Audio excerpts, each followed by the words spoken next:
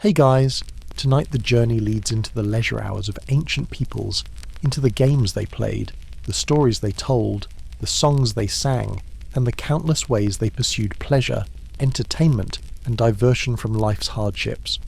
From children playing with spinning tops in Egyptian streets, to philosophers debating in Athenian gardens, from Roman crowds roaring at chariot races to Chinese scholars composing poetry at wine-soaked banquets, ancient people sought joy, amusement, and pleasure with the same intensity modern humans do, though the specific forms their fun took reveal worlds both familiar and profoundly alien. Before settling in, take a moment to like the video and subscribe, but only if there's genuine interest in what unfolds here. And let everyone know in the comments where the viewing is happening from and what time it is there. It's always fascinating to see who's joining from around the world. Now dim the lights, maybe turn on a fan for that soft background hum, and ease into tonight's journey together. When modern minds imagine ancient peoples, certain images tend to surface. Farmers toiling in fields from dawn to dusk, slaves labouring under overseers' whips, soldiers marching endlessly toward distant battles, everyone's life being short, brutal, and utterly lacking in the leisure and entertainment that define modern existence. These visions carry some truth for some people in some circumstances, but they dramatically underestimate both the leisure time many ancient peoples enjoyed and the creativity they brought to filling that leisure with entertainment, games, social interaction, and various pursuits of pleasure. The reality was that many ancient peoples, particularly in successful agricultural societies, during periods of peace and prosperity, had considerable leisure time. Agricultural work was seasonal, with intense labour during planting and harvest separated by periods of relative inactivity. Urban craftspeople and merchants might work long hours, but typically had rest days and festivals interrupting labour. Even slaves in many contexts had some free time, though dramatically less than free citizens. The elite living off others' labour had extensive leisure to fill. The notion that ancient life was unrelenting toil from cradle to grave is largely a modern myth. Understanding ancient entertainment reveals several important dimensions of ancient life. It shows the universality of human desires for pleasure, amusement, and social connection. It demonstrates the creativity humans apply to leisure pursuits regardless of technological sophistication. It reveals social hierarchies and cultural values through examining who could enjoy which entertainments and which activities different societies valued or condemned. And it shows surprising continuities between ancient and modern leisure, alongside equally striking differences. The sources for understanding ancient entertainment are rich but unevenly distributed. Archaeological evidence includes game boards, toys, dice, playing pieces, musical instruments, and physical remains of entertainment venues like theatres and amphitheatres. Artistic representations show people engaged in various leisure activities, from hunting scenes to party images to athletic competitions. Literary texts describe entertainments directly and indirectly, with some genres like drama being entertainment themselves. Legal texts sometimes regulated entertainments or specified festival observances. Physical architecture of entertainment venues reveals how spaces were designed for public spectacles. Yet gaps remain, particularly regarding the leisure activities of common people versus elites, children versus adults, and women versus men. The documentation bias toward elite males means their entertainments are better recorded than those of other groups. Ephemeral entertainments that left no physical trace and weren't deemed worthy of literary mention have vanished. The subjective experience of finding activities fun, or boring, thrilling, or tedious is difficult to access through ancient sources that rarely recorded emotional responses to leisure. The geographic and temporal scope under consideration is vast. Tonight's exploration draws primarily from the Mediterranean world, including Greece, Rome, and Egypt, along with some consideration of Mesopotamian, Chinese, and other ancient civilizations. The time period spans from roughly 3000 BCE through the decline of the Roman Empire around 500 CE, encompassing 3.5 millennia of human creativity in pursuing pleasure and entertainment. Tonight's journey begins with games and play, examining the board games, athletic competitions, and children's diversions that entertained ancient peoples. From there, the path leads through dramatic and musical performances, the social pleasures of feasting and drinking, the spectacles of public entertainments, and the intellectual pursuits that educated ancients considered recreation. The exploration continues through sexual and romantic activities, religious festivals that combined devotion with celebration, and gambling that thrilled some while ruining others. The goal is understanding both specific activities and the broader cultural meanings ancient peoples attached to leisure and pleasure. So settle in, perhaps with appreciation for the entertainment options available at your fingertips, and prepare to discover how your ancestors filled their leisure hours. The reality involves more genuine fun and sophisticated entertainments than the brutish and short characterization suggests, while also revealing that access to leisure and quality entertainment was profoundly unequal, with the comfortable lives of elites built on labour that left others with minimal time or energy for amusement. Ancient fun was real, diverse, and often remarkably sophisticated, but it existed within social structures that distributed leisure as unequally as they distributed wealth and power. Games representing some of humanity's most ancient and universal entertainment forms appeared in virtually every ancient civilization, providing structured competition, sociable interaction, and the thrills of chance and skill. Understanding ancient games reveals sophisticated play systems, social meanings attached to gaming, and remarkable continuities with modern gameplay, alongside some fascinating differences. Board games of stunning sophistication existed in ancient civilizations from their earliest periods.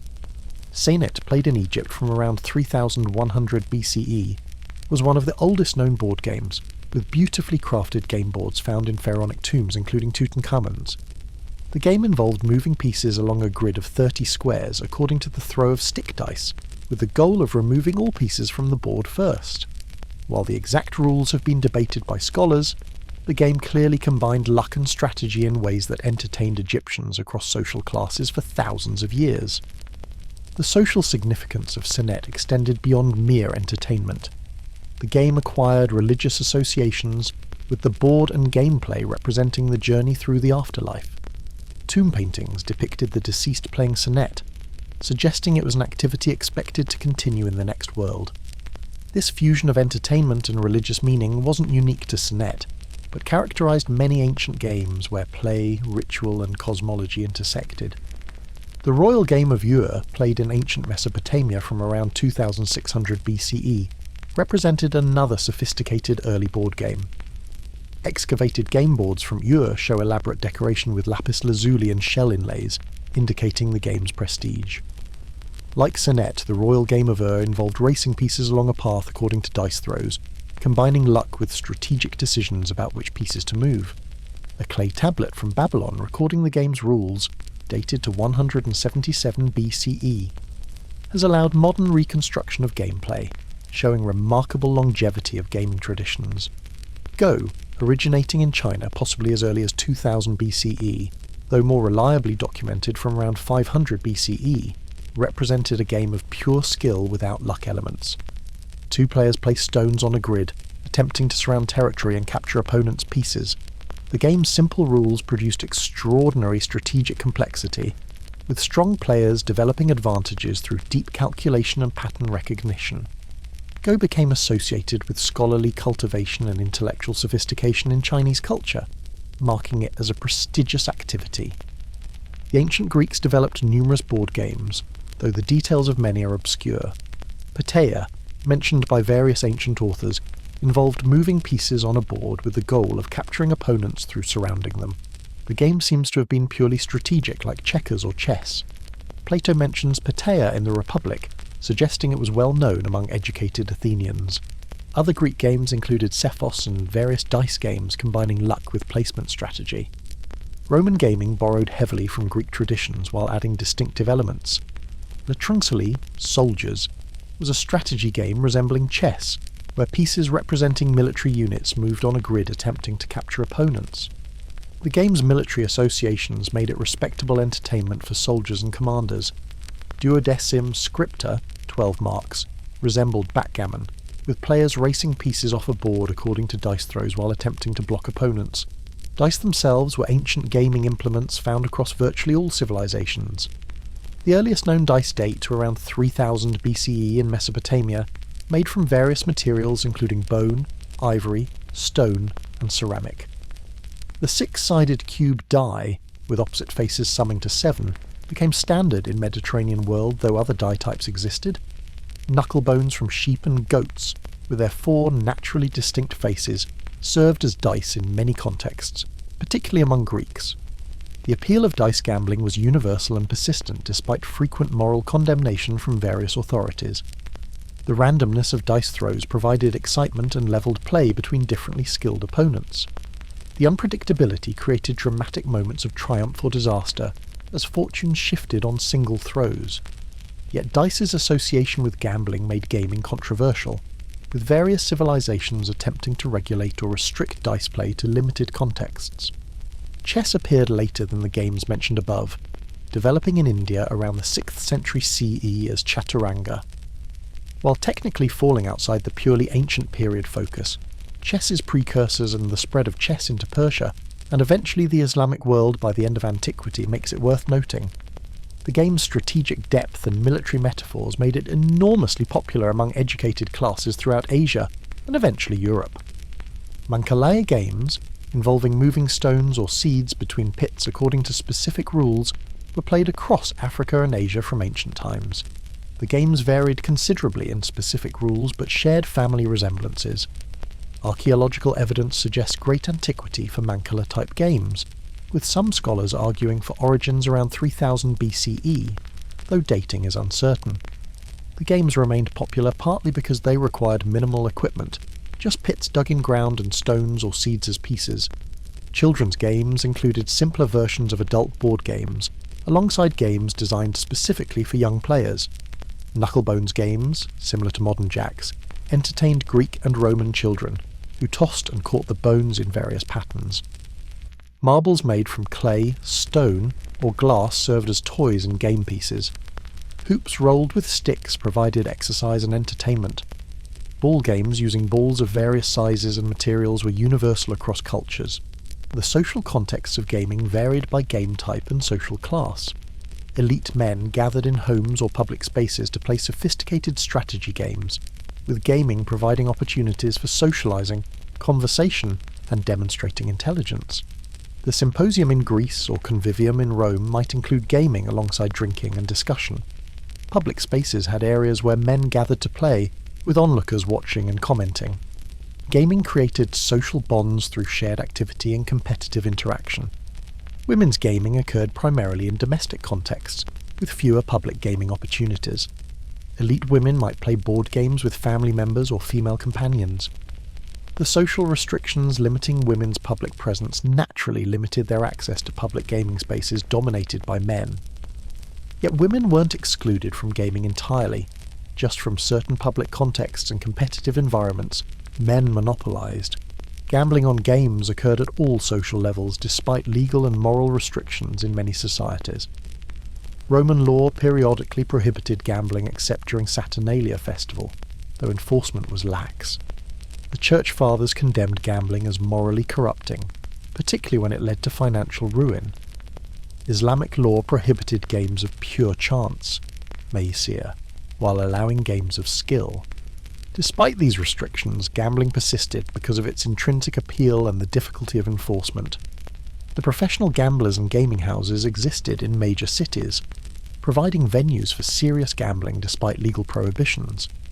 These establishments had unsavoury reputations, associated with vice, fraud, and dangerous company. Yet they flourished because they met demand from gamblers seeking action unavailable in respectable settings. The gambling underworld in places like Rome was substantial, with career gamblers, sharps using loaded dice, and various hustlers extracting money from unwary players. The loaded dice and gaming fraud were persistent problems known to ancient authorities.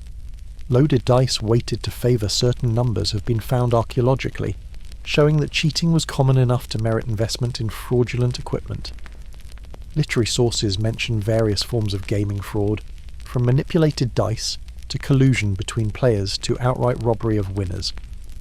The seedy reputation of gambling establishments partly reflected the real risks of fraud and violence in these venues. The skill games, like board games requiring strategic thinking, carried different social meanings than pure gambling. Skill games were intellectually respectable, demonstrating mental acuity and calculation abilities, they were sometimes explicitly contrasted with dice gambling as worthy versus unworthy entertainment. The distinction reflected cultural values about the mind, chance, and appropriate male activities, though both gambling and strategic gaming remained popular across this moral boundary. The educational dimensions of some games were recognised by ancient pedagogical theorists. Games teaching strategic thinking, calculation, and pattern recognition had obvious educational benefits beyond entertainment. Some Roman educators recommended gaming as mental exercise for boys, though others worried about gaming's associations with gambling and idleness. The ambivalence about gaming reflected tensions between recognising intellectual benefits and fearing moral corruption. The archaeological preservation of game boards and pieces provides rich material evidence for ancient gaming. The elaborate game boards found in elite tombs show gaming's prestige and the wealth invested in gaming equipment. The simpler game boards scratched on pavement and walls throughout ancient cities show gaming's popularity across social classes. The distribution of dice and game pieces in archaeological contexts reveals where and how widely different games were played. The transmission of games across cultures through trade and conquest spread gaming traditions widely. Roman soldiers carried games throughout the empire, with gaming boards found at military camps across Europe, North Africa, and the Middle East. Traders brought games along trade routes, introducing foreign games to new populations. The conquest incorporated conquered peoples' games into victors' culture, creating hybrid gaming traditions. The continuity of some ancient games into modern era is remarkable. Senet has been revived and played by modern gamers. Backgammon descends directly from ancient predecessors. Go remains enormously popular, with the game essentially unchanged from ancient versions. Dice games continue entertaining gamblers worldwide. The appeal of structured competition, strategic challenge, and chance-based excitement transcends specific cultural contexts, keeping ancient game forms alive. Understanding ancient games reveals that our ancestors found sophisticated pleasure in structured play. The games weren't primitive, but often complex systems requiring genuine skill, thought, and practice to master. The social meanings attached to gaming showed cultural values about appropriate competition, the role of chance, gender-specific activities, and class distinctions. The gaming archaeological evidence and literary references combine to show that games were central entertainment across ancient world, providing structured fun that modern people would immediately recognise, and in many cases could still play today. Physical contests and athletic competitions entertained both participants and spectators throughout ancient world, combining competitive drive with displays of physical prowess, endurance, and courage. Understanding ancient athletics reveals cultural values about the body, masculinity, competition, and the relationship between physical and moral excellence, while showing that sports spectacles were major entertainments, drawing huge crowds and passionate fans. The Greek athletic tradition centred on the gymnasium and the great religious festivals that included athletic competitions. The gymnasium was originally a training ground where men exercised naked, gymnos, developing their bodies through running, wrestling, boxing, and various exercises. These institutions became social centres where men not only trained but also socialised, discussed philosophy, and conducted business. The gymnasium culture emphasised the kalos kagathos ideal, the beautiful and good man whose physical perfection reflected moral excellence. The Olympic Games, held every 4 years at Olympia from 776 BCE, traditional date, through 393 CE, represented the pinnacle of Greek athletics. The Games brought competitors from across the Greek world to compete for glory before massive crowds. The events included running races at various distances, wrestling, boxing, pankration, a brutal combination of wrestling and striking, pentathlon, 5 events running, jumping, discus, javelin wrestling, and chariot racing. Winners received olive wreaths and eternal glory, with their achievements recorded and celebrated in odes by poets like Pindar. The religious dimensions of Greek athletics were inseparable from the competitive elements. The Games honoured Zeus at Olympia, with sacrifices and religious rituals surrounding athletic contests. The festivals were sacred truces when warfare ceased to allow safe travel to games. The athletes themselves were essentially offering their performances to the gods, with victory seen as divine favour. This religious framework sanctified athletics, while the competitions themselves were intensely secular displays of physical excellence. The nudity of Greek male athletes shocked non-Greeks, but was central to Greek athletic culture. Competing and training naked displayed the male body without shame, celebrating physical beauty as moral virtue. The practice distinguished Greeks from barbarians, who were modest about nudity. The homoeroticism implicit in the male gaze at naked athletes was acknowledged and complicated Greek athletics, with the gymnasium being a site where older men admired and sometimes pursued young athletes in the socially sanctioned pederastic relationships characteristic of Greek culture. Women were excluded from competing in or attending the Olympic Games, though separate games called the Heraea honoured Hera and allowed female athletic competitions. Spartan women famously exercised and competed athletically, shocking other Greeks who confined women to domestic spheres. The Spartan practice reflected their belief that physically fit women bore stronger children, prioritising military effectiveness over gender propriety. The female athletics remained unusual and somewhat scandalous throughout Greek world. The professional athletes emerged during Hellenistic period, with successful competitors becoming celebrities who could earn substantial rewards by winning at multiple games. These professionals trained full-time and travelled the competition circuit, living off prize money, appearance fees and rewards from grateful home cities. The professionalisation changed athletics' character, with training becoming increasingly specialised and intense. The ideal of the gentleman amateur competing for glory alone gave way to professional athletes competing for profit. Roman athletics borrowed Greek traditions while adapting them to Roman values and adding distinctive elements. Romans adopted Greek gymnasium culture in modified form, but never embraced nudity with Greek enthusiasm. Roman citizens exercised in baths and palaestrae, developing their bodies through physical training while maintaining modesty. The Roman physical culture emphasized military preparation alongside general fitness, reflecting Rome's militaristic values. The gladiatorial games represented distinctively Roman entertainment that combined athletics with theatre, ritual and blood sport. While gladiators have been discussed elsewhere, their entertainment role deserves emphasis. These professional fighters trained intensively in specialized schools, developing remarkable martial skills.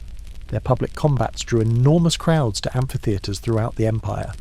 The games combined athleticism with mortal danger, creating dramatic spectacles that were part sport, part execution, part theatre. Chariot racing was the other great Roman spectacle sport, with races held in massive circuses seating hundreds of thousands of spectators. The Circus Maximus in Rome seated approximately 150,000 to 250,000, making it the ancient world's largest entertainment venue. 4 main factions, blues, greens, reds, whites, competed intensely, with fans supporting their faction with passionate devotion. The races were dangerous, with crashes and injuries common as charioteers drove light vehicles at high speeds around tight turns. Successful charioteers became celebrities, and wealthy men despite their often servile origins. The fan culture surrounding chariot racing was extraordinary and sometimes dangerous. Faction supporters rioted when disputes arose, or favourite drivers were injured. The partisanship was so intense that it transcended the sport itself, with faction membership becoming part of social identity. The blue-green rivalry particularly intense, occasionally involving violence between supporters.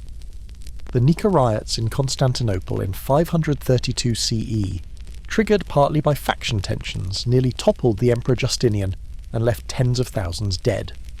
Hunting provided aristocratic sport and entertainment throughout ancient world. Aristocratic hunting combined practical meat procurement with displays of courage, skill, and dominance over nature. The Egyptian pharaohs hunted lions, wild bulls, and other dangerous game, with hunting scenes prominently featured in royal art as demonstrations of kingly power. The Assyrian kings similarly celebrated their hunting prowess in palace reliefs, showing dramatic hunts including lion hunting. The Greek aristocracy hunted deer, boar, and other game, with hunting considered appropriate training for warfare. The symposium literature included hunting stories, and hunting prowess was manly virtue. The Roman elite hunted both for sport and to capture wild animals for arena spectacles. The venations, wild animal hunts, staged in amphitheatres, displayed exotic creatures imported from throughout the empire, while demonstrating Rome's power to subdue both animals and the distant lands they came from. The Venatio spectacles showcased professional animal hunters, venatores fighting various beasts. These events might pit men against lions, bears, leopards, bulls, or other dangerous animals in choreographed combats. The events also included animal battles where different species fought each other, elephants against rhinoceroses, bulls against bears, etc. The spectacles demonstrated Roman power while providing thrilling entertainment. Though the slaughter of thousands of animals for arena spectacles contributed to extinction of some species in regions the Romans hunted, swimming and aquatic activities provided recreation in ancient civilizations with access to water. The Egyptians swam in the Nile, with artistic depictions showing swimming for both transportation and pleasure. Greeks and Romans swam in rivers, lakes and sea, with swimming considered a basic skill. The saying, "he knows neither how to swim nor how to read," indicated complete lack of education. Public baths provided swimming opportunities in pool settings where bathers could exercise and play in water. The ball games in ancient world varied widely in form. The Romans played several types, including trigon, 3 players throwing balls in triangular patterns, harpastum, a rough ball game resembling rugby, and various throwing and catching games. These games provided exercise and sociable entertainment. Evidence suggests women played ball games too, with balls of different sizes serving different games from gentle catching to vigorous athletic contests. Wrestling and boxing existed throughout ancient world as both organised competition and informal activity. The techniques were different from modern versions. Ancient boxing used wrapped hands rather than padded gloves, making it more dangerous. Pancration allowed almost any technique including strikes, throws, joint locks, and chokes, making it the ancient version of mixed martial arts. The violence was genuine and serious injuries common, making these sports thrilling spectator entertainment as well as demanding athletic challenges. The children's athletic play prepared young people for adult competitions while providing childhood entertainment. Boys wrestled, boxed, ran races, and played various physical games. Ball games entertained children across social classes. Tag, hide and seek, and similar running games required no equipment and entertained children universally. The toys included hoops to roll, tops to spin, and balls to throw. The physical play developed coordination, strength, and competitive skills while being genuinely fun for children.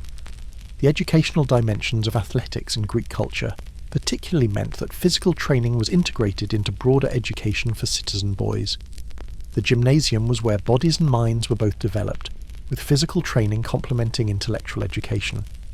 The Roman approach was more pragmatic, emphasizing military preparation, but still recognized that physical fitness served multiple purposes beyond just warfare. The class distinctions in athletics were significant.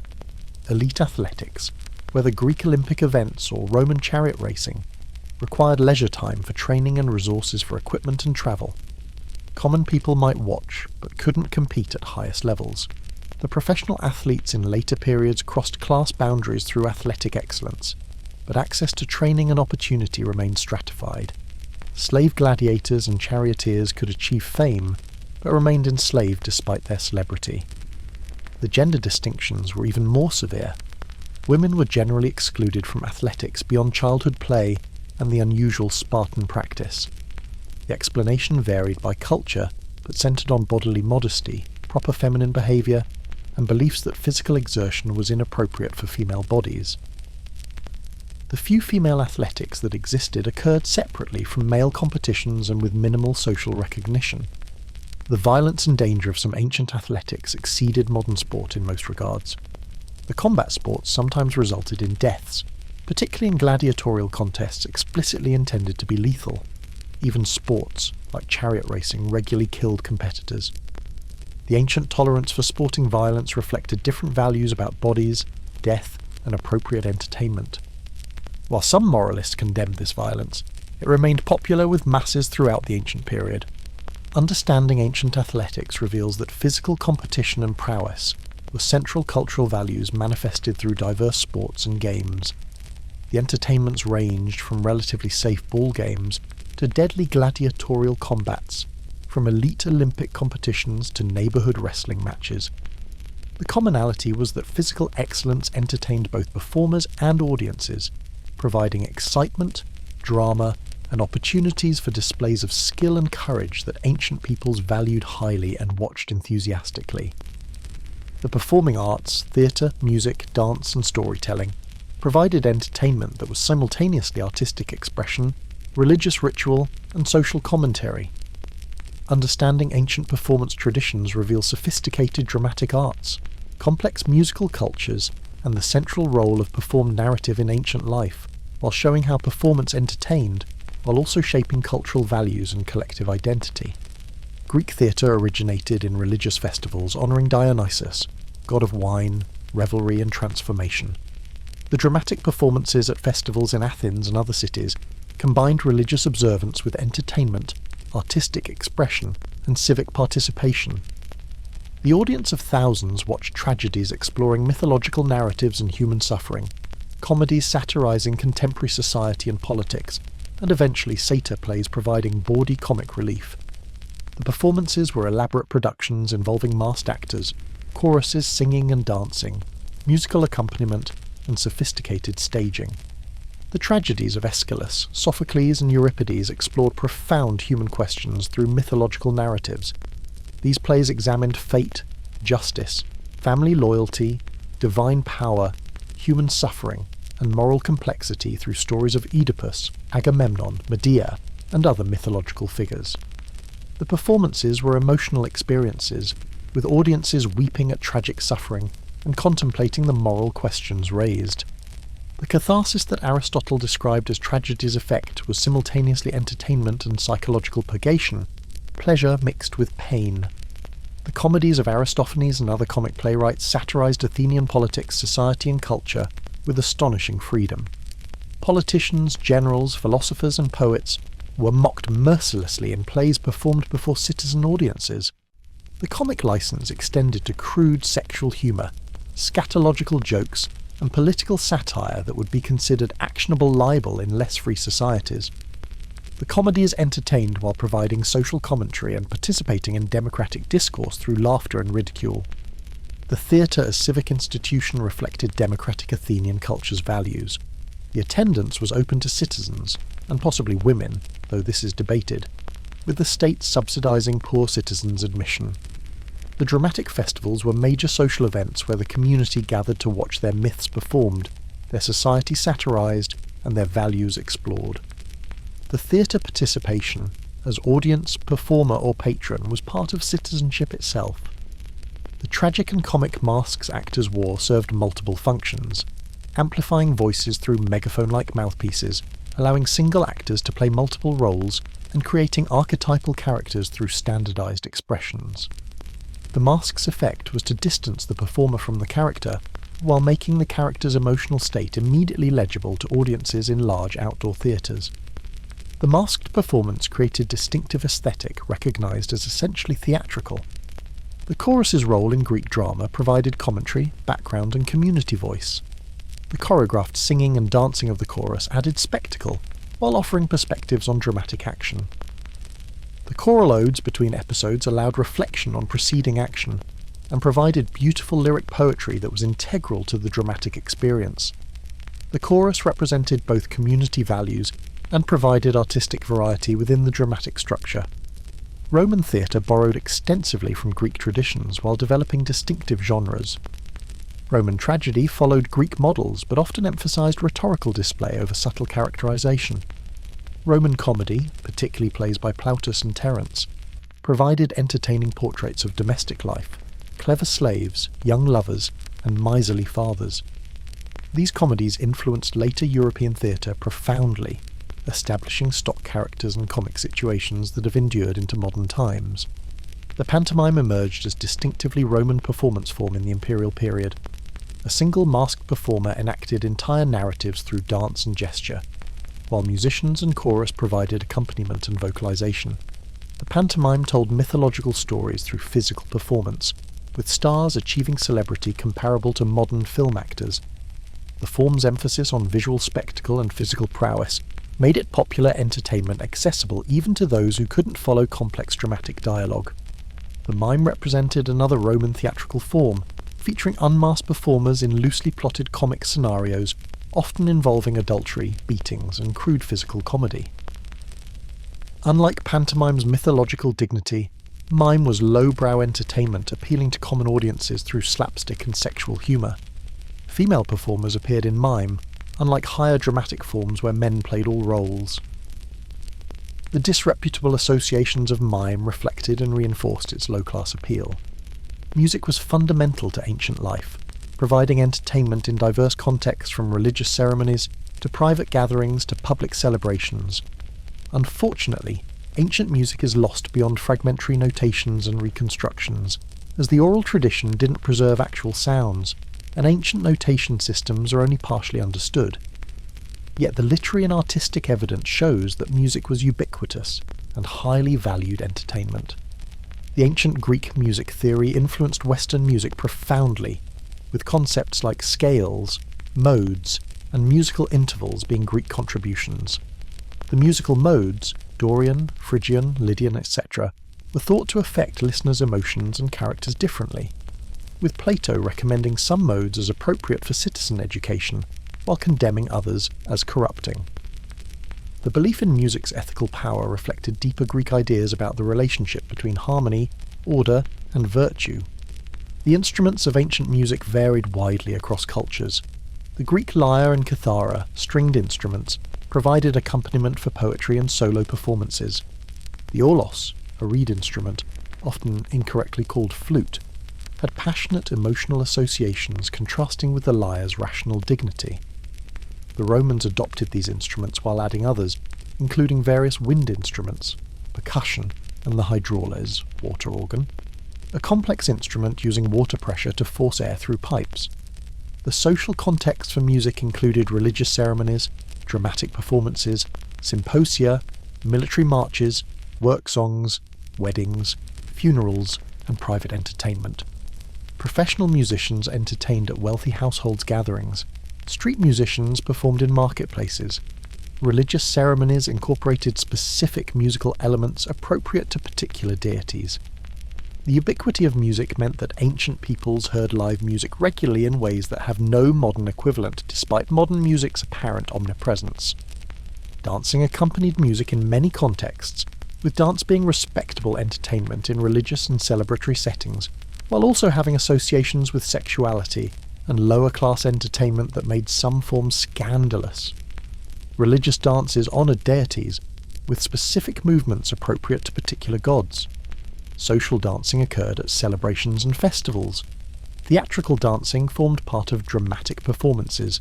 Professional dancers entertained at parties, with female dancers particularly associated with entertaining male symposiasts. The symposium in Greece and convivium in Rome were elite male drinking parties, where entertainment included music, poetry recitation, philosophical conversation, games, and sometimes female musicians and dancers hired to entertain. The symposium after the meal, the dipnon, was structured social ritual with customs about wine mixing, toast sequences, and entertainment progression. The entertainment ranged from elevated philosophical discussion to raucous revelry depending on participants and occasion. The poetry recitation was major entertainment in symposia and other contexts. Poets recited their own works or performed traditional poetry, with the performance involving musical accompaniment and sometimes dramatic delivery. The epic poetry like Homer's works were originally oral performances, with professional rhapsodes travelling to perform lengthy poetic narratives from memory. The poetic performance was simultaneously entertainment and cultural transmission, preserving and transmitting traditional narratives through memorable, performed art. The storytelling by non-professional entertainers provided entertainment throughout ancient world. Elders told traditional tales to children and communities. Travellers shared stories from distant places. The oral tradition preserved and transmitted cultural narratives before and alongside written literature. The storytelling evening around fires or in gathering places was universal entertainment across cultures and social classes, requiring no equipment or special skill beyond narrative ability. The puppet shows and shadow puppets entertained audiences, particularly in Asian contexts, with evidence of puppetry in ancient China and India. The shadow puppet theatre became particularly sophisticated in later periods, but antecedents existed in ancient times. The manipulation of puppets allowed creating narratives without live actors, providing entertaining spectacles that were accessible and portable. The acrobats and jugglers provided physical entertainment based on remarkable skill and coordination. These performers demonstrated their abilities in streets, marketplaces, and at festivals, drawing crowds who marvelled at physical feats and tossed coins in appreciation. The acrobatic entertainment ranged from simple juggling to complex tumbling routines to demonstrations of strength and flexibility that amazed audiences. The animal performances included trained animals doing tricks to entertain audiences. Dogs, monkeys, and birds could be trained to perform behaviours that delighted audiences. The novelty of seeing animals behave in unnatural ways provided entertainment. Though modern sensibilities about animal welfare would condemn many ancient practices as cruel exploitation, the religious ceremonies often incorporated performance elements that entertained even as they served sacred purposes. Processions with elaborate costumes, music, and choreographed movements were simultaneously worship and spectacle. The mystery religions incorporated dramatic elements in their secret rituals. The boundary between religious observance and entertainment was porous, with many ceremonies serving both functions simultaneously. The street performances and informal entertainments occurred throughout ancient cities. Musicians busked for tips, storytellers gathered crowds, performers of various types entertained in public spaces, creating vibrant street culture in urban centres. The free entertainment available in streets and markets provided accessible amusement to those who couldn't afford ticketed events or elite private entertainments. The cultural transmission through performance meant that the arts preserved and transmitted cultural values, historical narratives, and communal identity. The performed myths, historical dramas, and traditional songs taught audiences about their heritage while entertaining them. The performance was pedagogical, even when its primary purpose was entertainment, making performed arts central to cultural reproduction across generations. Understanding ancient performance arts reveals sophisticated entertainment traditions that engaged audiences emotionally and intellectually, while providing pleasure through artistic excellence. The theatre, music, and dance weren't primitive, but rather complex art forms that ancient audiences appreciated with discernment and enthusiasm. The performers developed their crafts through training and practice, achieving excellence that audiences recognized and celebrated. The performing arts were central to ancient life, providing entertainment that modern peoples would immediately recognize as aesthetically sophisticated and emotionally moving. The social entertainments revolving around eating, drinking, and conversation provided pleasure through human connection as much as through consumption. Understanding these convivial gatherings reveals the central role of hospitality in ancient cultures, the rituals surrounding food and drink, and the ways that shared meals and drinking sessions created community while entertaining participants through sensory pleasure and social interaction. The feast or banquet represented the pinnacle of social entertainment across ancient cultures. Whether Greek symposia, Roman convivia, Chinese banquets, or Egyptian feasts, the pattern was consistent. Wealthy hosts invited guests to elaborate meals featuring multiple courses, abundant wine or other beverages, and entertainment including music, poetry, and conversation. The feast wasn't merely eating, but rather a highly ritualized social event with complex protocols and expectations. The seating arrangements at feast reflected and reinforced social hierarchies. Greek symposiasts reclined on couches arranged around a room, with positions of honor near the host. Roman diners similarly reclined, with strict precedents determining who reclined where. The seating conveyed status while physically positioning participants for conversation and social interaction. The comfortable reclining posture, adopted from Near Eastern traditions, marked feasting as leisure distinctly separate from ordinary eating, done sitting or standing. The food served at elite banquets was extraordinary both in quantity and quality. Multiple courses progressed through the meal, with exotic ingredients, elaborate preparations, and artful presentations. Roman feasts famously, or infamously, featured numerous courses including such delicacies as dormice, thrushes, and other items designed to display wealth and culinary sophistication. The aim was overwhelming abundance and gastronomic excellence, demonstrating hosts' generosity and resources. The wine consumption was central to Greek and Roman dining, with wine being mixed with water according to traditional ratios. Drinking unmixed wine was considered barbaric and dangerous, likely to cause drunkenness and loss of control. The crater, mixing vessel, was central to the symposium ritual, with carefully judged wine-to-water ratios appropriate to different occasions. The drinking followed structured progression, with toasts, songs and games punctuating consumption. The drinking games entertained symposiasts throughout the evening. Kottabos involved flicking wine dregs at targets, with successful shots demonstrating dexterity and winning prizes or prestige. Various toasting rituals required participants to drink in sequence or matching others' consumption. The games added playful competition to drinking while pacing consumption and creating shared activities. Some games had romantic dimensions, with successful shots supposedly predicting romantic fortune. The conversation at symposia ranged from philosophical discourse to political discussion to crude joking depending on participants and context. Plato's Symposium presents idealized philosophical discussion among intellectual elites, while other accounts show that symposia could descend into drunken chaos. The actual content varied, but the conversation itself was central entertainment, with witty repartee, storytelling, and debate providing mental stimulation alongside the sensory pleasures of food and wine. The entertainment provided by hired performers supplemented conversation and games. Musicians played, singers performed, dancers entertained, and sometimes jugglers or acrobats demonstrated their skills. Female entertainers, hetairai in Greece, prostitutes in Rome, provided both artistic and sexual services, with their presence being expected at all male gatherings. The hired entertainment added variety, while allowing guests to alternate between active participation and passive enjoyment. The Egyptian banquets combined feasting with religious and social functions. The tomb paintings showing banquets reveal elaborate festivities with abundant food, beverages, music, and dance. The host's generosity was paramount, with the feast demonstrating wealth while fulfilling social obligations to entertain friends and clients. The sensory pleasures were enjoyed alongside the social bonding that sharing meals created. The Chinese banqueting traditions emphasized harmony, proper protocol, and the aesthetic dimensions of dining. The arrangement of dishes, the progression of courses, and the serving procedures followed elaborate rules. The consumption of wine or rice wine accompanied eating, with toasts and drinking games being important social rituals.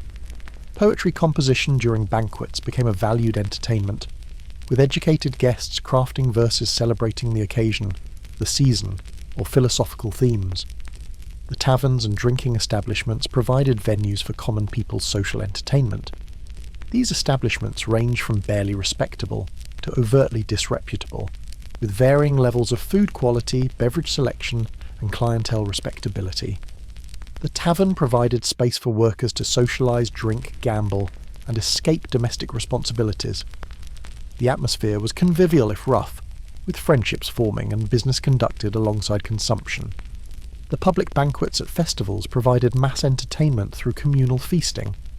City-states might sponsor public feasts during festivals, distributing food and wine to citizens in display of civic generosity. The rulers staged public banquets demonstrating benevolence while ensuring their popularity. These mass feasts couldn't replicate elite banquets' refinements, but provided ordinary people access to abundance and celebration, usually beyond their means.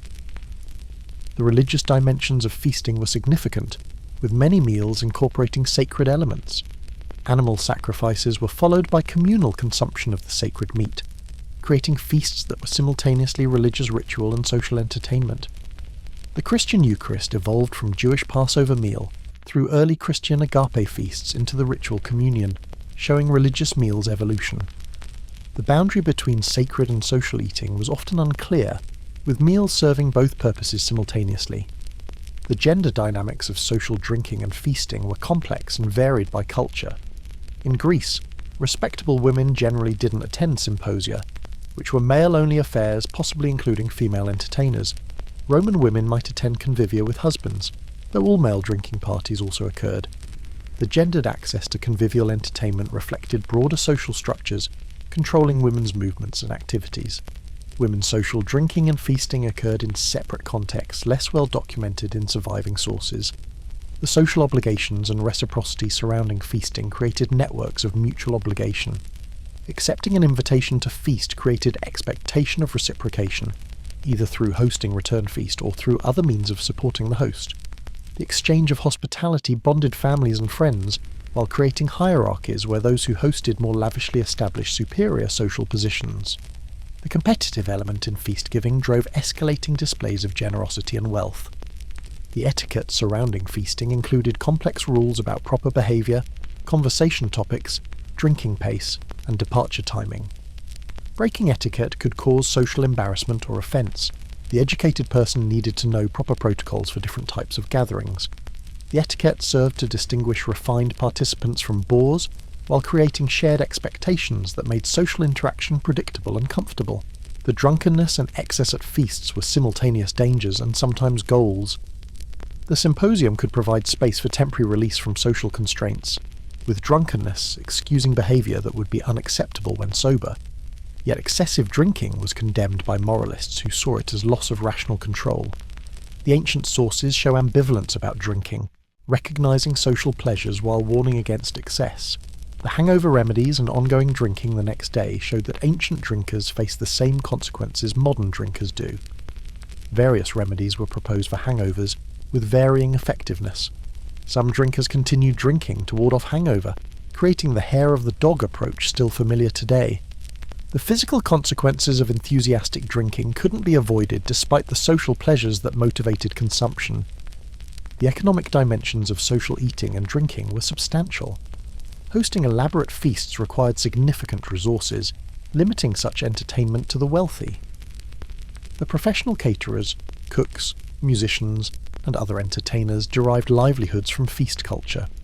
The agricultural production of wine, olives, meats, and other feast foods created employment, while the trade in luxury foods enriched merchants. The feast economy was a significant component of ancient economic systems. Understanding social eating and drinking reveals that the sharing of food and beverage with companions was central pleasure in ancient life.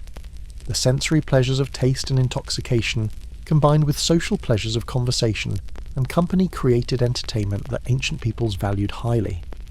The feast demonstrated wealth and generosity while creating social bonds. The gathering to eat, drink and converse provided entertainment that required no special skills or equipment, beyond the resources to provide hospitality. Entertainment fundamentally about human connection, expressed through the sharing of abundance. The public spectacles and festivals provided entertainment to masses in ways that private amusements couldn't match. Understanding these communal entertainments reveals how societies used public events to create collective identity, demonstrate state power, provide religious observance, and entertain populations through spectacular displays requiring resources beyond private means. The spectacles were simultaneously entertainment, politics, religion, and social ritual. The Olympic Games have already been mentioned as athletic competitions, but their role as spectacular entertainment deserves additional emphasis. The Games attracted visitors from across the Greek world, with tens of thousands gathering at Olympia every 4 years. The Games lasted several days and included not just athletic competitions, but also religious ceremonies, animal sacrifices, feasting, and informal socializing. The spectacle of massed humanity gathering for shared celebration was itself part of the entertainment. The Panathenaic festival in Athens honoured the city's patron goddess Athena through processions, sacrifices, athletic competitions, musical contests, and dramatic performances. The entire citizen body participated in the great procession depicted on the Parthenon frieze, carrying the sacred peplous robe to Athena's temple. The festival combined religious devotion with civic pride and popular entertainment, creating days of communal celebration that bound the community together. The Roman triumph was spectacular public display celebrating military victories. The triumphing general processed through Rome with his army, prisoners and plunder, displaying the fruits of conquest to massive crowds. The spectacle demonstrated Roman military might while entertaining citizens with exotic animals, foreign captives, and booty from conquered lands. The triumph's religious dimensions, including sacrifices to Jupiter, sanctified military conquest while the public display turned war's results into popular entertainment. The gladiatorial games have been mentioned previously, but their role as spectacular public entertainment deserves fuller consideration. The games drew huge crowds to amphitheatres throughout the empire, with spectators from all social classes attending. The shows combined multiple elements: animal hunts in the morning, executions of criminals at midday, and gladiatorial combats in the afternoon. the variety ensured sustained audience interest throughout the day-long programs. The scale of gladiatorial spectacles was sometimes astonishing. The Emperor Trajan supposedly celebrated conquest of Dacia with games lasting 123 days, involving 10,000 gladiators and 11,000 animals. While these numbers may be exaggerated, the scale of imperial games was undeniably massive. The investment of resources in games demonstrated imperial generosity, while providing entertainment that awed audiences with its magnitude. The crowd experience at gladiatorial games was visceral and participatory. Spectators cheered favourite fighters, jeered unpopular ones, and participated in determining the fates of defeated gladiators through crowd sentiment influencing the presiding editor's decisions about life or death. The collective experience of watching violence in company of thousands created intense, shared emotions. The crowds formed temporary communities bound through shared spectatorship of dramatic life and death contests. The chariot racing spectacles at Roman circuses drew even larger crowds than gladiatorial games. The Circus Maximus's capacity exceeding 150,000 made race days mass gatherings of unprecedented scale. The atmosphere was electric, with faction supporters creating deafening noise in support of their colours. The races combined skill, danger and chance in ways that made outcomes unpredictable and exciting. The crashes and dramatic finishes kept audiences engaged through multiple races comprising a day's programme. The Venations, wild animal spectacles, displayed exotic creatures from throughout the empire while demonstrating Rome's power over nature. Lions, leopards, elephants, rhinoceroses, hippopotamuses, crocodiles, ostriches, and countless other species appeared in arena displays. The animals might be hunted by professional bestiarii, forced to fight each other, or simply displayed for audiences unfamiliar with exotic fauna. The spectacles combined entertainment with imperial propaganda showing Rome's reach and dominance. The naval battles, namachiae, staged in flooded arenas or specially constructed basins, represented the most elaborate Roman spectacles. These mock naval battles, involving thousands of participants, reenacted famous historical encounters, providing spectacular entertainment on an enormous scale. The technical achievements required to flood venues and stage realistic naval combat were impressive, demonstrating Roman engineering prowess, while entertaining audiences with unique spectacles. The religious festivals throughout ancient world combined sacred observances with popular entertainment. The festivals honouring particular deities included processions, sacrifices, theatrical performances, athletic competitions, and various other entertainments. The Dionysian festivals in Greece featured dramatic performances. The Saturnalia in Rome involved gift-giving, feasting, and temporary social role reversals. The religious calendar structured ancient life through recurring festivals, providing regular opportunities for communal celebration and entertainment.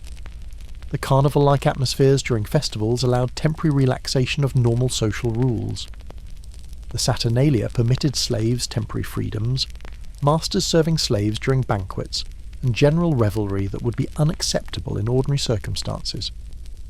The licensed transgression during festivals provided psychological release, while ultimately reinforcing normal social order by showing its temporary suspension as exceptional festive behaviour. The processions during festivals provided spectacular visual displays.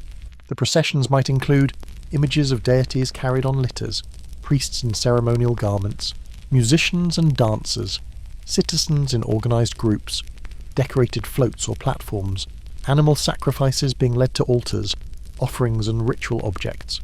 The processions allowed participants and spectators to experience collective ritual while enjoying the visual spectacle of massed humanity moving through urban space in organised display.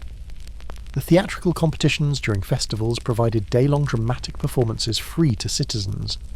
The Great Dionysia in Athens featured performances by 3 tragedians, presenting 3 tragedies and a sartor play each, plus 5 comedies over several days. Judges selected winners, with the competition adding stakes to performances. The dramatic festivals were simultaneously religious observance, artistic competition, and popular entertainment accessible to entire citizen body. The musical competitions included contests between poets, singers, and instrumentalists. The victors received prizes and prestige while audiences enjoyed excellent performances. The competitive element added drama to musical performance, with audiences partisan for favourite performers. The contests established hierarchies of artistic excellence, while providing structured occasions for musical entertainment. The distribution of food and money during festivals and celebrations provided material benefits alongside entertainment. Rulers and wealthy citizens bought popularity through generosity, distributing bread, wine, meat, and sometimes money to crowds during celebrations. These distributions were simultaneously entertainment, the spectacle of generosity, practical benefit, free food and money, and political theatre, demonstrating patrons' generosity and power. The street celebrations during festivals included informal entertainment by and for common people. Dancing in streets, singing, drinking in taverns, spontaneous performances, and general revelry occurred during festive occasions. These informal entertainments allowed popular participation rather than passive spectatorship, creating democratic moments when ordinary people performed for each other rather than watching professional entertainers. The economic impacts of major festivals were substantial. Cities hosting festivals received income from visitors needing lodging, food, and services. The construction of venues for spectacles provided employment. The provisioning of games and celebrations created markets for food, animals, and various goods. The spectacle economy generated wealth while distributing it through various social classes involved in production and service provision. The political dimensions of public entertainment were never far from the surface. Rulers provided spectacles to maintain popularity, demonstrate power, and distract from political issues. The Roman phrase bread and circuses, panem et circenses, captured the cynical view that masses could be pacified through food and entertainment, keeping them politically quiescent. Whether spectacles actually functioned this way, or whether they provided venues for expressing political discontent is debated, but the political stakes of popular entertainment were recognised by ancient and modern observers. Understanding public spectacles and festivals reveals that large-scale communal entertainment was central to ancient urban life. The gatherings of thousands or even hundreds of thousands for shared experiences created collective identity and memory. The spectacular displays demonstrated state power and elite generosity while entertaining masses with shows beyond private means. The festival structured time through recurring celebrations, providing regular opportunities for communal joy. The public entertainments weren't mere diversions, but rather fundamental components of social, political, and religious life, making them simultaneously fun and serious, entertaining and meaningful. For the educated elite throughout ancient world, intellectual activities represented both serious work and pleasurable recreation. The pursuit of knowledge, the creation and appreciation of art and literature, the engagement in philosophical discourse, and the cultivation of refined taste were simultaneously duties of educated persons and sources of genuine pleasure. Understanding these intellectual entertainments reveals that ancient peoples found fun in mental exercises and cultural activities that modern entertainments sometimes undervalue. Philosophy as entertainment might seem paradoxical to modern sensibilities, but for ancient Greeks and Romans, philosophical discussion was engaging recreation. The dialogues of Plato weren't just philosophical texts, but also entertaining literature depicting lively conversations among intelligent men exploring profound questions. The philosophical schools in Athens drew students who found genuine pleasure in wrestling with metaphysical questions, ethical dilemmas, and logical puzzles. The thinking itself was enjoyable to those with intellectual inclinations. The philosophical schools offered different styles and approaches. The academy founded by Plato emphasized mathematical and dialectical methods. The Lyceum of Aristotle focused on systematic investigation of natural phenomena and logical analysis. The Stoics taught that philosophy should produce practical wisdom and emotional resilience. The Epicureans sought ataraxia, tranquility, through philosophical understanding. The school's diversity allowed students to find approaches matching their temperaments, while the social dimensions of philosophical communities made learning enjoyable communal activity. The philosophical lifestyle in schools like Epicurus's Garden combined intellectual inquiry with pleasant communal living. Epicureans gathered to discuss philosophy while enjoying simple meals and each other's company. The combination of intellectual stimulation and friendship created fulfilling social life centered on philosophical values. The garden's reputation for pleasure-seeking was partly misunderstood, hostility from rivals, but genuinely reflected Epicurean belief that philosophical life should be pleasant. The rhetorical training and practice provided intellectual entertainment alongside practical skill development. The young men training in rhetoric learned to argue both sides of questions, construct persuasive arguments, and deliver speeches effectively. The declamation exercises, where students delivered practice speeches on set themes, combined educational goals with competitive entertainment. The public performances by famous orators drew crowds who appreciated rhetorical excellence as aesthetic performance. The sophists in Greece offered intellectual entertainment through public performances and private instruction. These itinerant intellectuals dazzled audiences with rhetorical displays, paradoxes, and logical puzzles. The sophistic exhibitions showed off intellectual virtuosity while entertaining audiences with verbal gymnastics. The controversial sophistic teachings about relativism, rhetorical manipulation, and rejection of traditional values made them simultaneously popular entertainers and targets of philosophical criticism. The reading of literature provided private entertainment for literate elite. The poetry, plays, histories, and philosophical texts could be read for pleasure in private, or shared through reading aloud in social contexts. The literary works weren't merely practical communications, but also artistic creations appreciated for aesthetic qualities. The well-educated person found pleasure in Homeric poetry, Athenian drama, or Roman satire through recognizing allusions, appreciating style, and engaging intellectually with content. The literary criticism and scholarly discussion about texts entertained learned audiences. The debates about textual variants, interpretations of difficult passages, and evaluations of literary merit were recreational activities for intellectuals. The Alexandrian scholars who edited and commented on classical texts combined scholarly rigour with the pleasures of literary analysis. The literary discussions at symposia and other gatherings provided conversational entertainment testing erudition and wit. The writing of poetry and prose was creative entertainment for those with literary ambitions. The composition of verses, whether serious epic or light occasional poetry, provided outlet for creative expression. The shared readings of new compositions at gatherings allowed seeking approval and criticism from peers. The literary production combined craft mastery with self-expression in ways that were both challenging and rewarding. The collection of books and the creation of libraries represented prestige and provided access to intellectual entertainment. The wealthy bibliophile assembled personal libraries containing hundreds or thousands of scrolls. The library at Alexandria, housing perhaps 400,000 to 700,000 scrolls, represented the ancient world's greatest concentration of knowledge. The ability to access diverse texts enabled wide-ranging reading that was simultaneously educational and entertaining. The study of natural philosophy, ancient science, attracted intellectuals who found pleasure in understanding natural world. The investigation of plants, animals, geography, astronomy, and physics combined empirical observation with theoretical speculation. The natural historians like Pliny the Elder compiled vast encyclopedias of natural knowledge.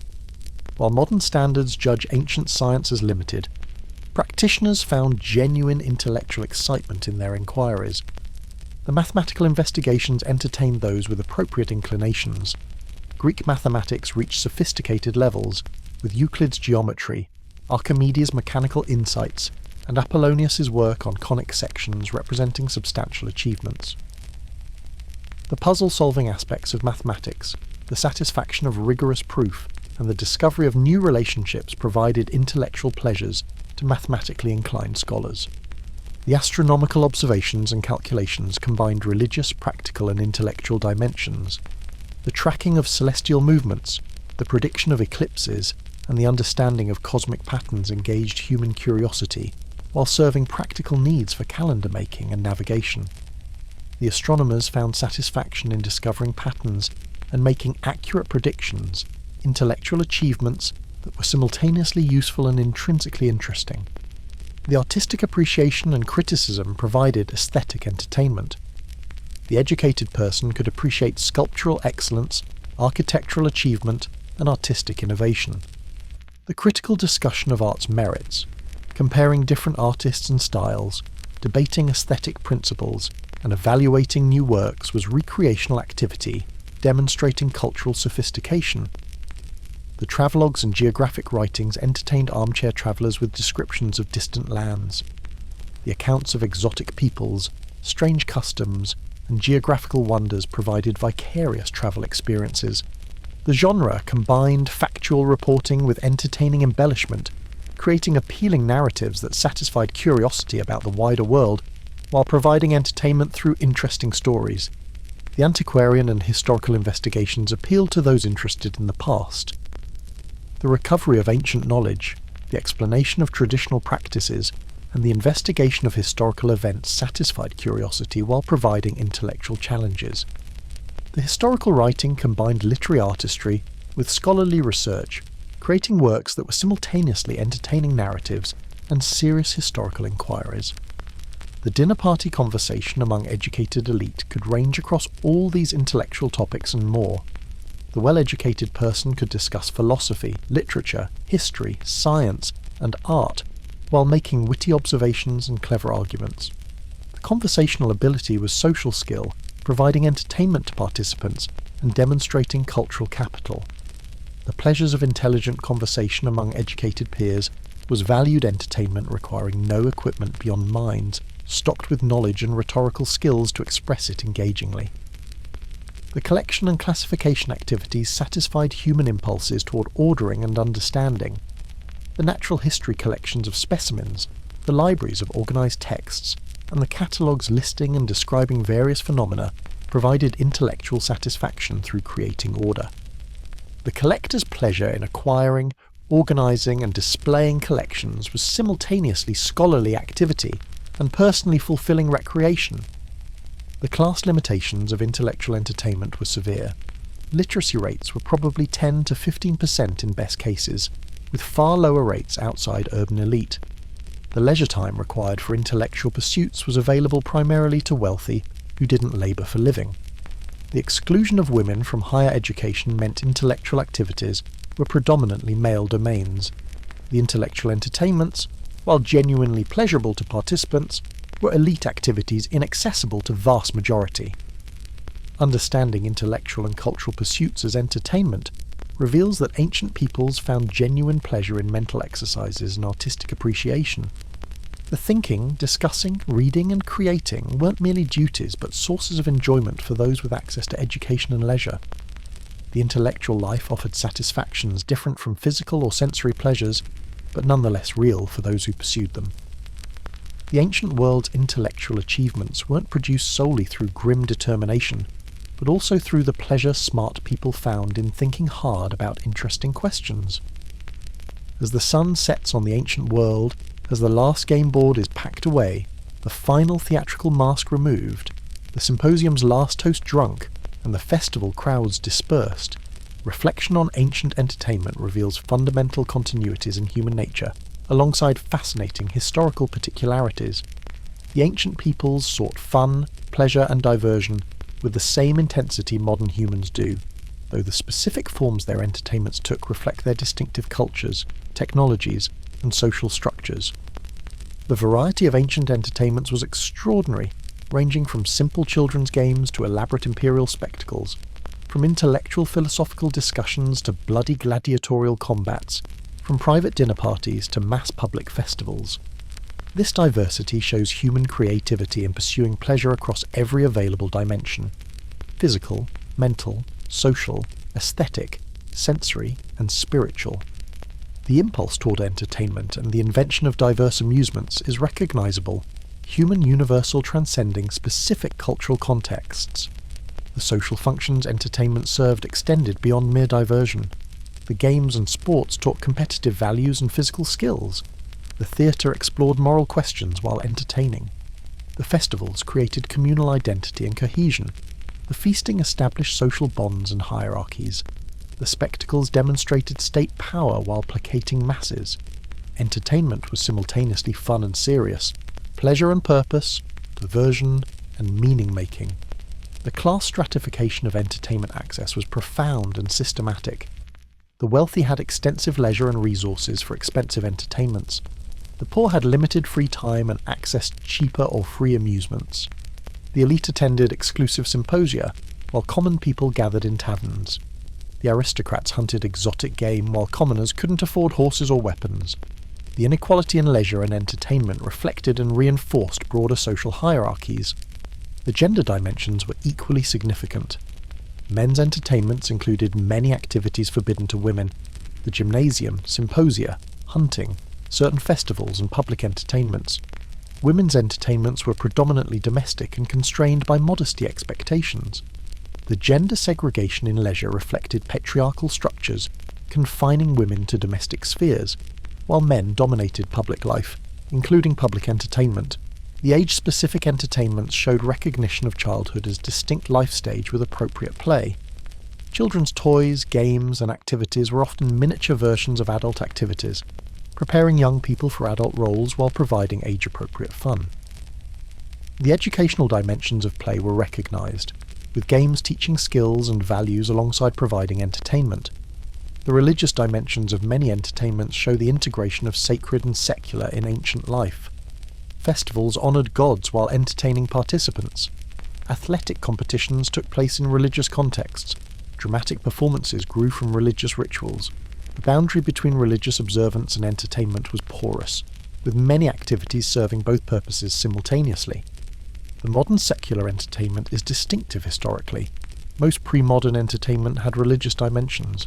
The violence in some ancient entertainments, particularly gladiatorial games and animal hunts, reflects different cultural values about bodies, death, and appropriate entertainment. While some ancient moralists condemned such violence, it remained popular with masses throughout antiquity. The modern discomfort with this violence shows evolved sensibilities about suffering, though debates about violent entertainment persist in contexts like boxing, mixed martial arts, and violent media. The commercialization of entertainment was well developed in ancient world. Professional athletes, actors, musicians, gladiators, and various other entertainers made livings through their performances. The entertainment venues were built and operated as businesses. The economic significance of entertainment industries was substantial in major cities. The commodification of leisure isn't modern invention but has ancient roots. The psychological needs entertainment met included stress relief, emotional expression, social connection, identity formation, status demonstration, and escape from daily hardships. These needs are human constants, though the specific stresses ancient peoples faced and the particular escapes they sought differed from modern experience. The entertainment provided psychological benefits beyond mere pleasure, helping people manage difficult lives through temporary diversions and enjoyable experiences. The technological limitations of ancient entertainment meant most amusements were live and immediate rather than mediated. The absence of recording technologies meant entertainment was ephemeral, each performance unique and unrepeatable. The participatory dimensions were strong, with less distinction between performers and audience than modern mass media creates. The entertainment was predominantly communal rather than solitary, experienced in company of others. The aesthetic sophistication of ancient entertainment deserves recognition. The artistic achievements in drama, poetry, music, and visual arts represented genuine excellence, appreciated by discerning audiences. The games had complex rules and strategies. The spectacles demonstrated impressive organisation and production values. The entertainments weren't primitive but rather sophisticated productions requiring skill, resources, and cultural knowledge to fully appreciate. The preservation of ancient entertainments is uneven. The literature, architecture, and material culture of entertainment survive partially, allowing reconstruction of what ancient peoples did for fun. Yet the ephemeral aspects, performances, conversations, emotions, subjective experiences, are largely lost beyond the fragmentary glimpses surviving sources provide. The full texture of ancient entertainment can only be partially recovered. The modern relevance of ancient entertainment extends beyond historical curiosity. The board games descendants of ancient games remain popular. The dramatic and literary traditions descend directly from ancient achievements. The Olympic Games revival explicitly connects to ancient traditions. The philosophical questions ancient thinkers raised remain relevant. The entertainment forms ancient peoples developed continue influencing modern leisure. The comparison between ancient and modern entertainment reveals both progress and loss. Modern entertainment benefits from technological sophistication, providing access to diverse amusements ancient peoples couldn't imagine. Yet the communal aspects and participatory dimensions of much ancient entertainment may be richer than modern passive consumption of mass media. The evaluation depends on what aspects of entertainment are valued and what human needs are being met. The ultimate lesson from examining ancient entertainment is recognition of common humanity across millennia. The ancient peoples who played games, watched theatrical performances, feasted with friends, attended spectacular shows and pursued diverse pleasures were fundamentally like us. Humans seeking joy, amusement, connection, and meaning in lives that were often difficult and uncertain. The specific forms their fun took differ from ours, but the impulse toward entertainment and the creativity applied to achieving it are timeless human characteristics. Understanding what ancient people did for fun enriches appreciation for both historical humans and enduring human nature. It shows our ancestors as complete humans who didn't merely labour and suffer, but also played, laughed, sang, competed, celebrated, and enjoyed themselves in countless ways. The entertainments they created, from the sublime to the ridiculous, from the violent to the tender, from the intellectual to the sensual, reflect the full range of human desires and capabilities. In discovering their fun, we discover ourselves, creatures who need pleasure and will creatively pursue it regardless of technological or social constraints, finding joy wherever it can be created or found.